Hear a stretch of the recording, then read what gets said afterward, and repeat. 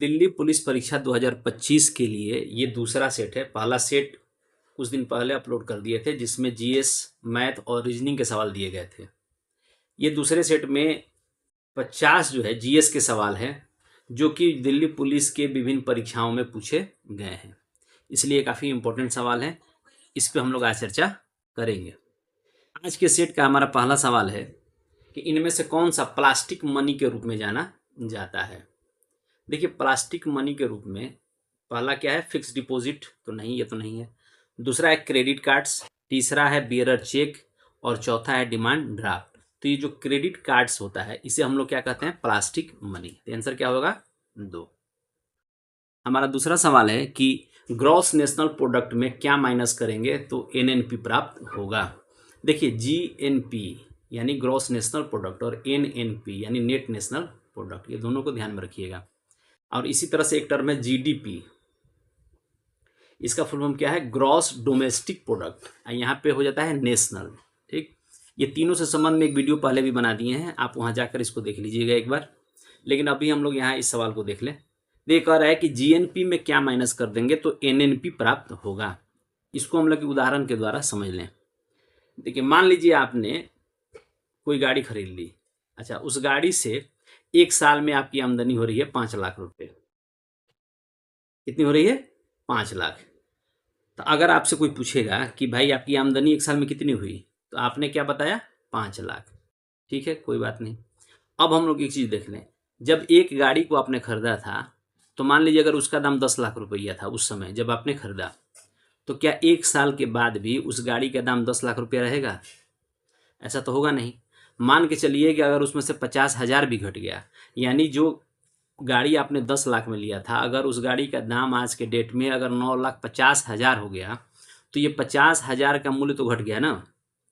तो आप अपनी आमदनी 5 लाख कैसे बताएंगे एक साल में, जबकि 50,000 तो इधर भी आपका घट गया। तो हम क्या करेंगे कि जो हमारी टोटल आमदनी एक साल की हुई थी 5 लाख की, उसमें से ये 50,000 हम माइनस कर देंगे, तो हमारी टोटल आमदनी कितनी कही जाएगी, 4.5 लाख, यानी 4,50,000। तो इसी को हम लोग बोलते हैं एनएनपी, यानी कि जो ग्रॉस नेशनल प्रोडक्ट है, यानी देश की जो राष्ट्रीय आय है, उसमें से अगर मूल्य ह्रास को घटा देंगे तो हमें क्या प्राप्त होगा, एनएनपी। तो इसका आंसर क्या हो जाएगा, पहला, हानि या मूल्य ह्रास, इसी को हम लोग कहते हैं। ठीक ना। देखिए, हमारा तीसरा सवाल है कि योजना आयोग के पहले अध्यक्ष कौन थे। देखिए, ये जो योजना आयोग है इसकी स्थापना की गई थी 1950 में। कब की गई थी, 1950। अब ये योजना आयोग का नाम क्या हो गया, नीति आयोग। ये ध्यान आप लोग रखिएगा, नीति आयोग। ये कब बना, 2015 में। यानी योजना आयोग का नाम अब हो गया है नीति आयोग 2015 से। तो योजना आयोग या नीति आयोग, इसके जो अध्यक्ष होते हैं वो होते हैं देश के प्रधानमंत्री। तो योजना आयोग जो पहला बना था, जब योजना आयोग का गठन हुआ तो उस समय देश में प्रधानमंत्री कौन थे, जवाहरलाल नेहरू। तो इसलिए अगर आपसे सवाल पूछ रहा है कि योजना आयोग के पहले अध्यक्ष कौन थे, तो आंसर क्या होगा, जवाहरलाल नेहरू। अच्छा, अगर वही आपसे अगर वर्तमान में पूछ दे कि नीति आयोग के अध्यक्ष कौन है, तो जो अभी प्रधानमंत्री उनका नाम बता देंगे, श्री नरेंद्र मोदी।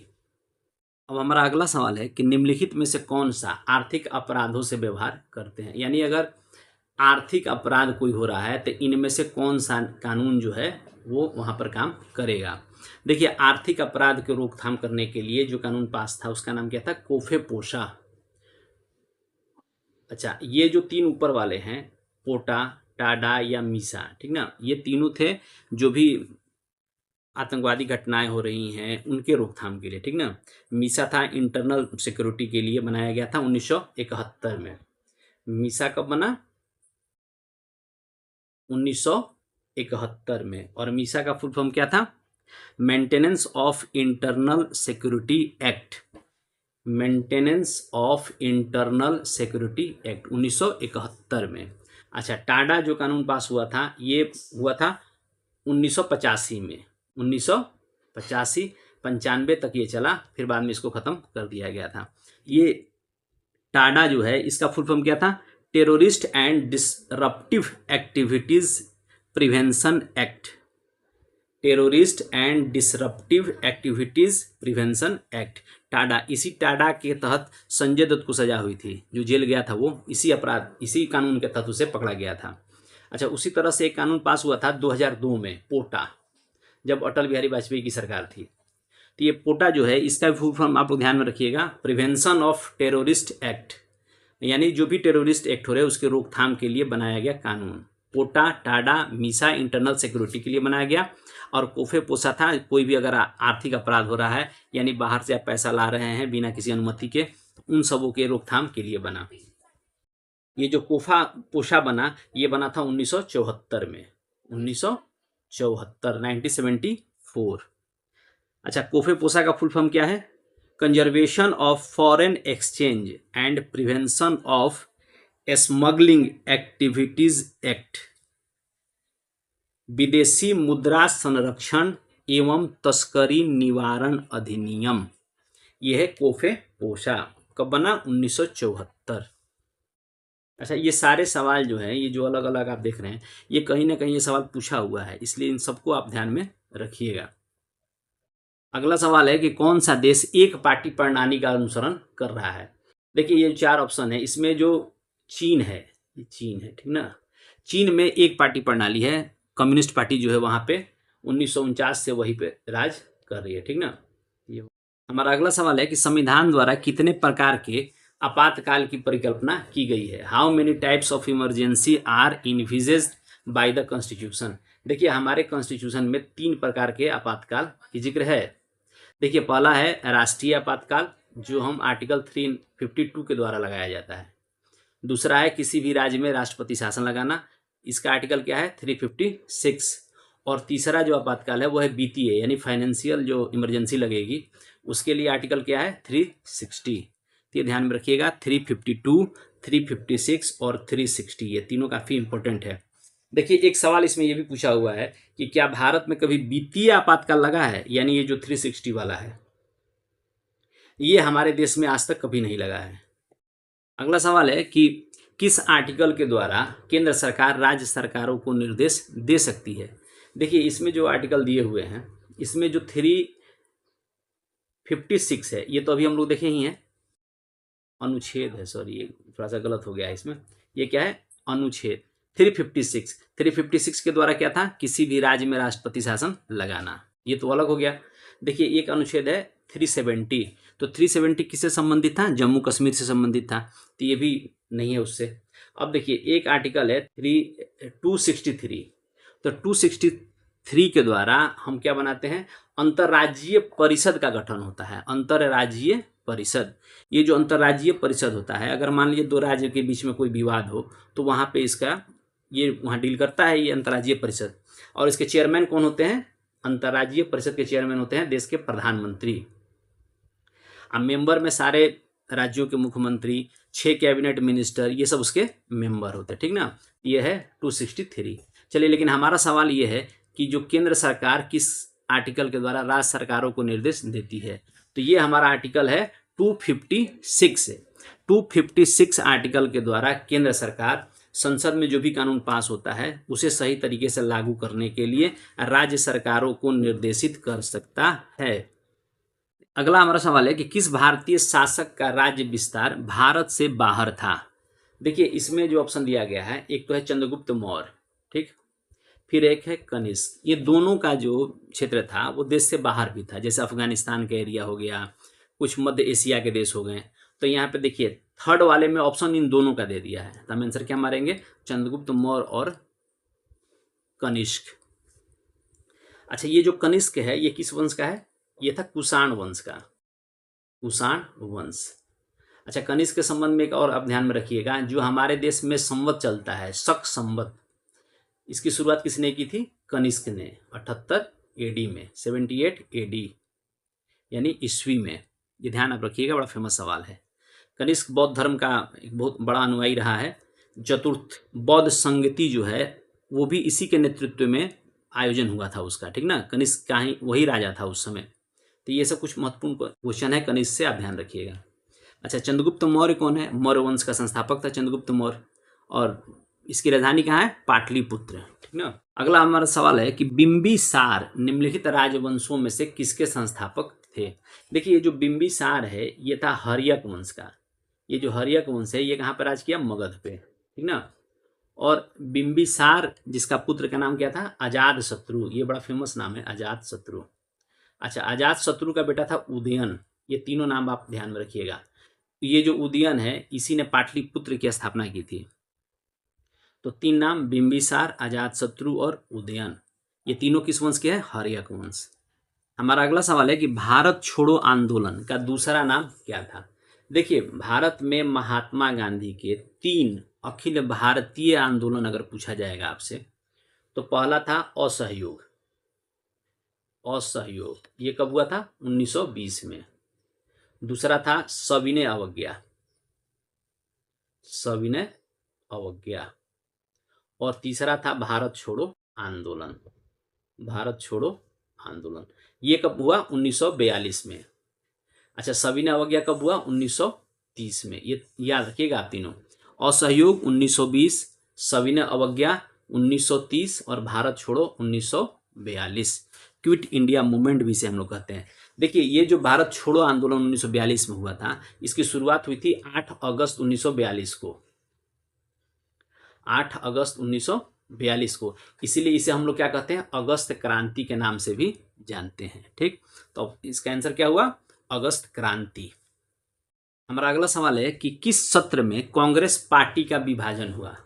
देखिए, कांग्रेस पार्टी में गरम दल और नरम दल, दो तरह की विचारधारा फैल गई थी। एक नरम विचार के लोग थे और एक गरम। दोनों में काफ़ी मतभेद होने लगा, तो बाद में पार्टी इन दो भागों में डिवाइड हो गई थी। तो ये जो अधिवेशन था वो था सूरत अधिवेशन 1907।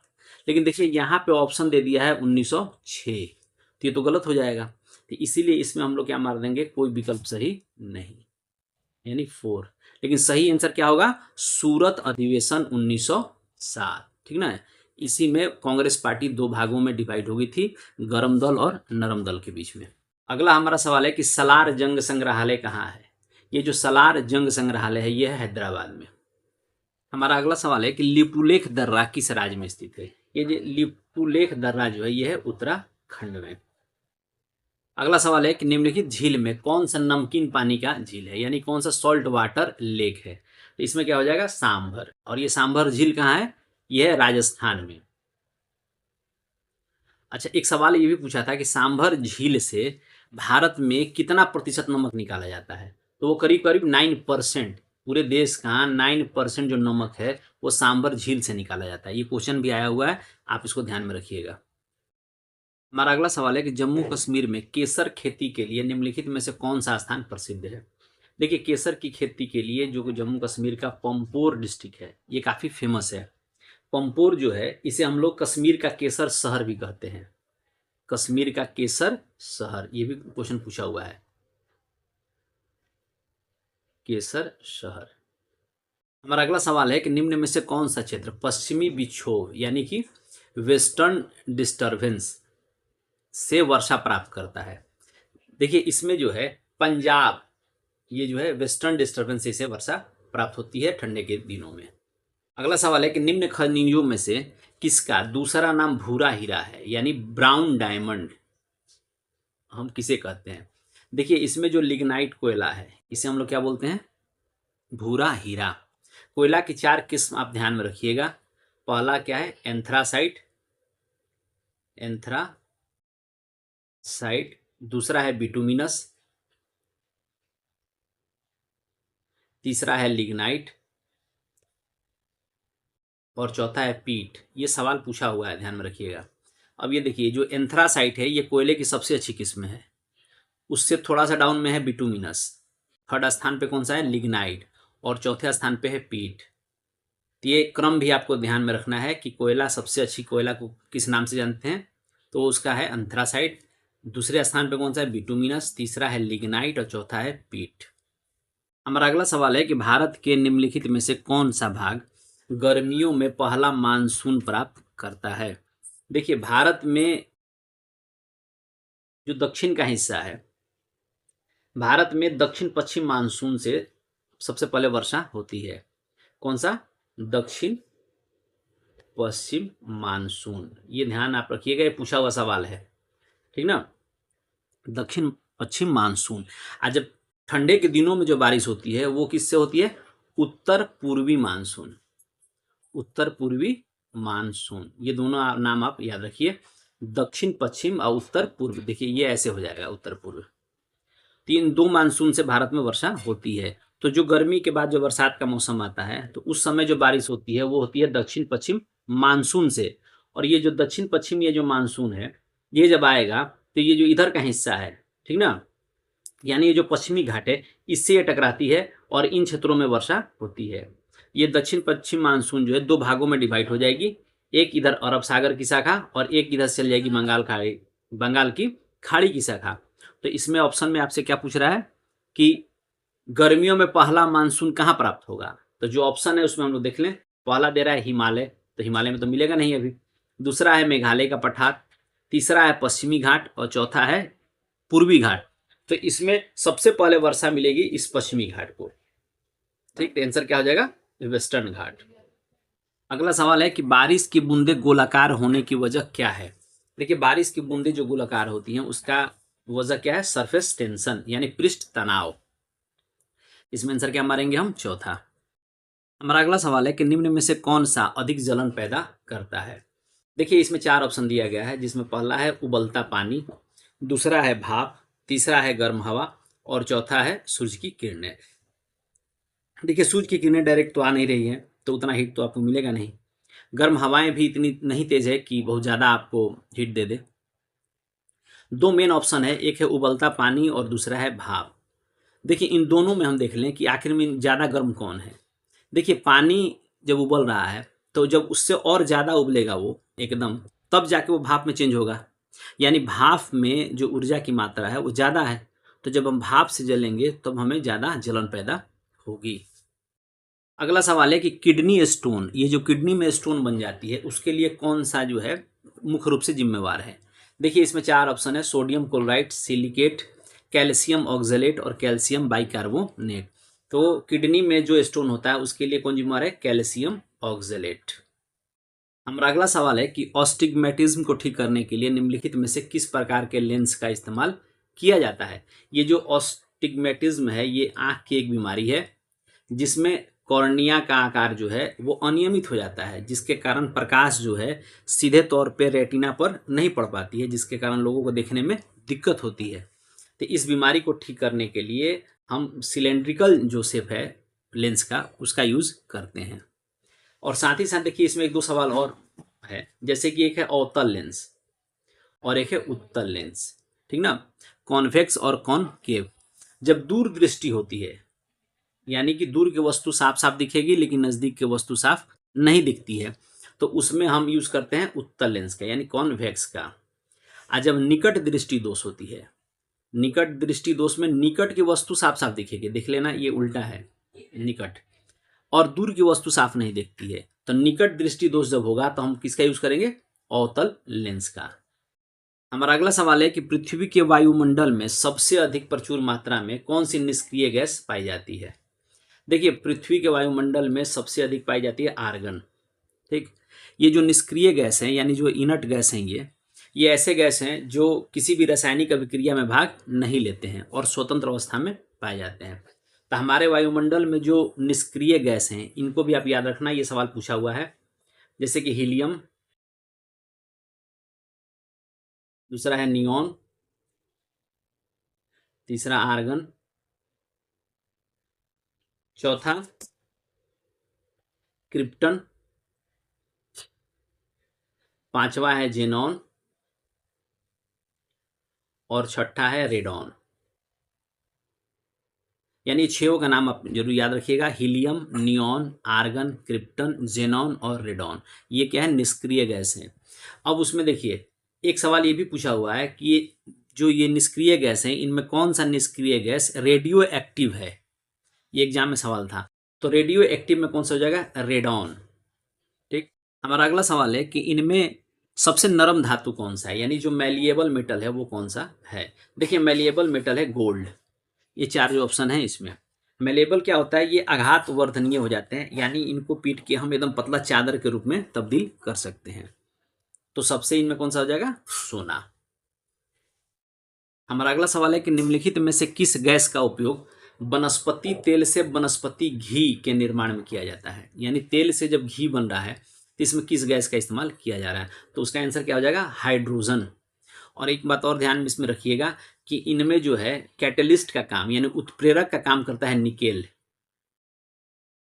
अगला सवाल है कि 1934 के बाद यानी 1934 के बाद मुस्लिम लीग का मुख्य प्रवक्ता कौन बन गया था। देखिए ये मुस्लिम लीग जो पार्टी थी इसकी स्थापना कब की गई थी, 1906 में यानी 1906 में ढाका में स्थापना हुआ था सलीमुल्लाह और आगा खां के नेतृत्व में। ये क्वेश्चन फेमस है, ध्यान रखिएगा।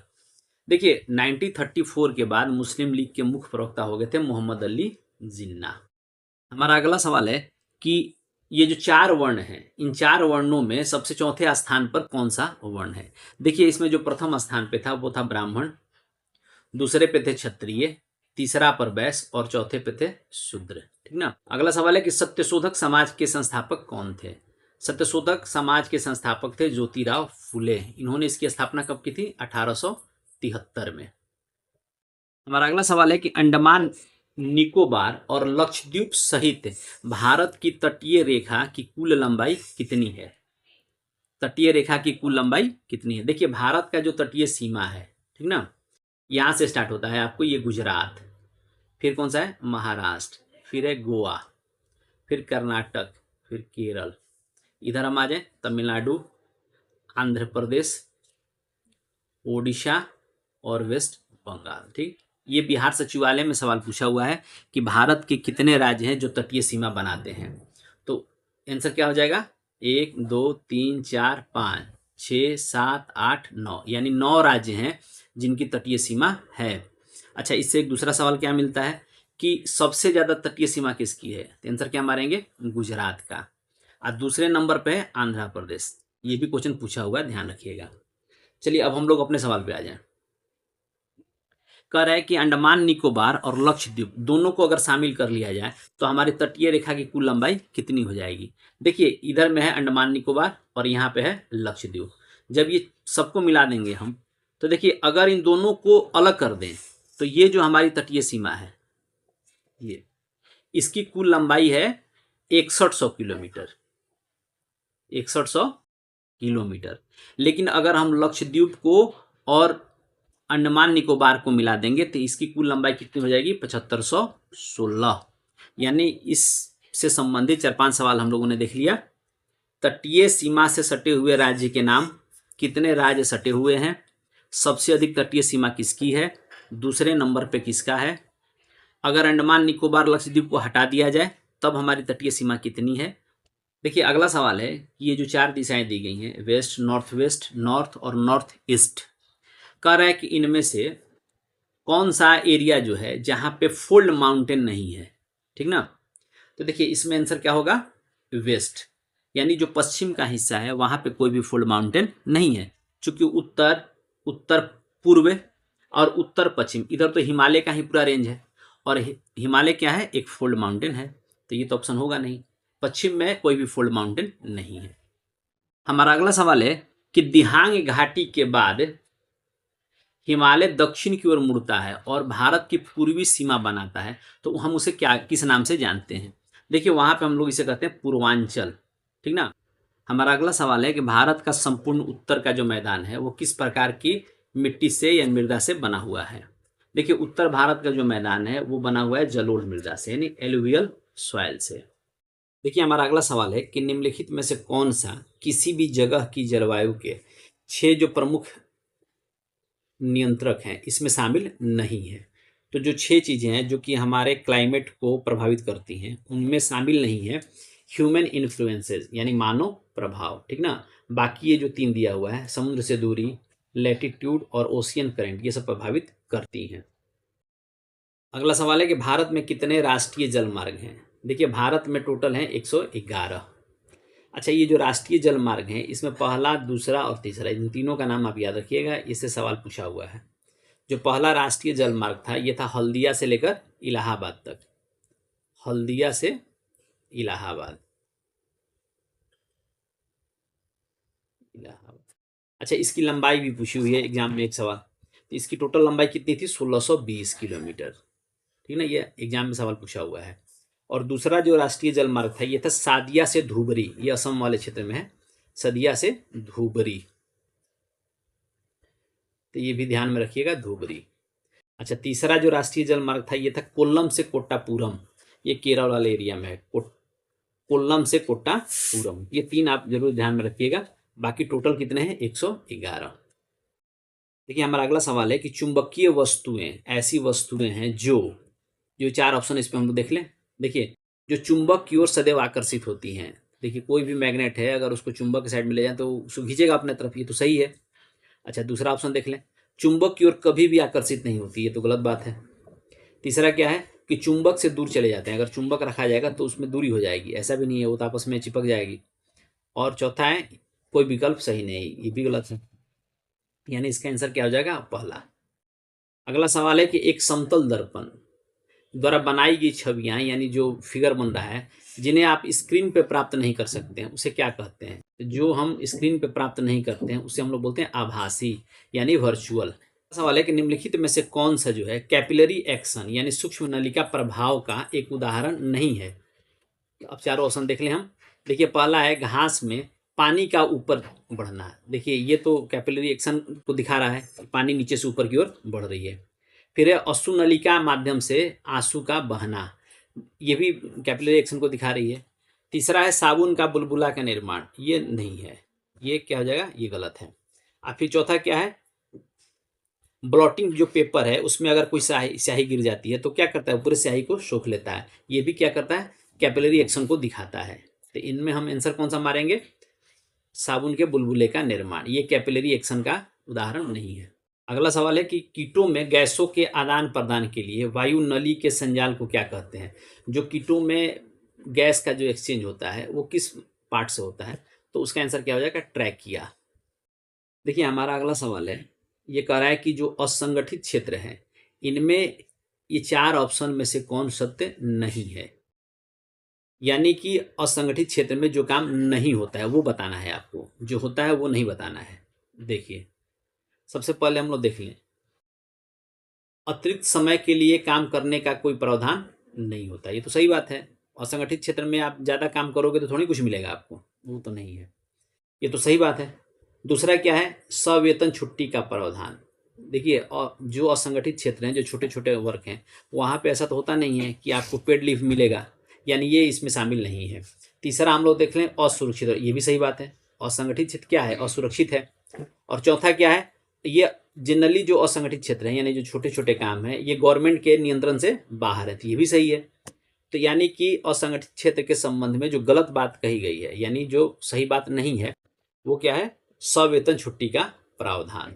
इसका आंसर क्या हो जाएगा? दूसरा। हमारा अगला सवाल है कि कौन सी संस्था भारत में राजकोषीय नीति तैयार करती है? देखिए नीति 2 तरह की है, एक है राजकोषीय और दूसरा है मौद्रिक। राजकोषीय नीति और मौद्रिक नीति।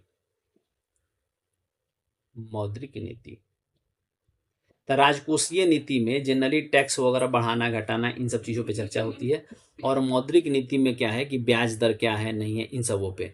तो जो राजकोषीय नीति बनता है ये सरकार बनाती है, यानी वित्त मंत्रालय इसको बनाता है, और ये जो मौद्रिक नीति है ये बनाता है हमारा आरबीआई। ये दोनों सवाल आप ध्यान में रखिएगा। हमारा अगला सवाल है कि निम्नलिखित में से कौन सा एक भारतीय रिजर्व बैंक का कार्य नहीं है? यानी इनमें से आरबीआई का काम नहीं है। तो हम देख ले 4 ऑप्शन। पहला है मौद्रिक प्रबंधन, जो बताया आपको अभी, राजकोषीय नीति और मौद्रिक नीति, ये तो आरबीआई बना रहा है। दूसरा क्या है भाई? गवर्नमेंट डेप्ट मैनेजमेंट, सरकारी ऋण प्रबंधन, ये भी आरबीआई देखता है। फिर फॉरेन एक्सचेंज मैनेजमेंट यानी विदेशी विनिमय प्रबंधन, ये भी हमारा आरबीआई देखता है। लेकिन चौथा जो ऑप्शन है कि ग्राहकों से जमा स्वीकार करना, आरबीआई में कोई भी बैंक अकाउंट नहीं खोला जाता है, यानी ये गलत है। ठीक, इसका आंसर क्या हो जाएगा? 4। हमारा अगला सवाल है कि भारत में आर्थिक उदारीकरण किस वर्ष में शुरू हुआ?